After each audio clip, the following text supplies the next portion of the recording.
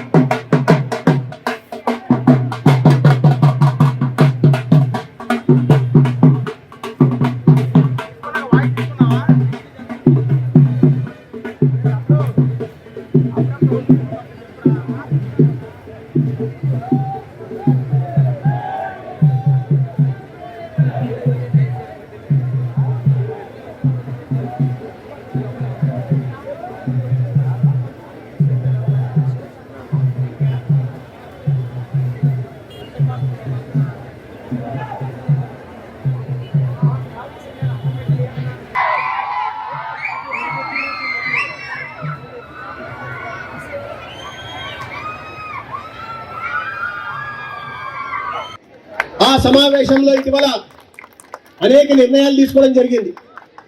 ముందుగా వీటిని ఎక్కడైతే దీనికి రూట్ కాజ్ ఏదుందో ఆ రూట్ కాజ్ మీద పనిచేయాలి.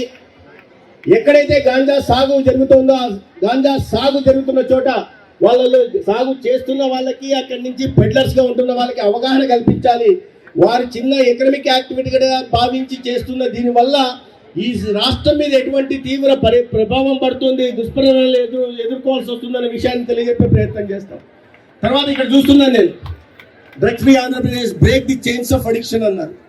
చైన్స్ ఆఫ్ అడిక్షన్ అంటే సాగు దగ్గర నుంచి, పంపిణీ వ్యవస్థ దగ్గర నుంచి, దీనికి ఎవరైతే ఆర్థికంగా తోడ్పాటును అందిస్తున్నారో వాళ్ళ దాకా బ్రేక్ చేయాల్సిన అవసరం ఉంది. ఇవన్నీ చేయాలంటే కేవలం ప్రభుత్వం వల్ల, పోలీస్ వ్యవస్థ వల్ల కాదు, సమాజంలో మన అందరి బాధ్యతగా మనం భావించాల్సిన సామాజిక బాధ్యత. ఎందుకంటే మన స్నేహితుడు ఎవరో తీసుకుంటుంటారు, అది బయటికి తెలియదు. మన కుటుంబ సభ్యుడు ఎవరో తీసుకుంటుంటారు, అది బయటికి తెలియదు.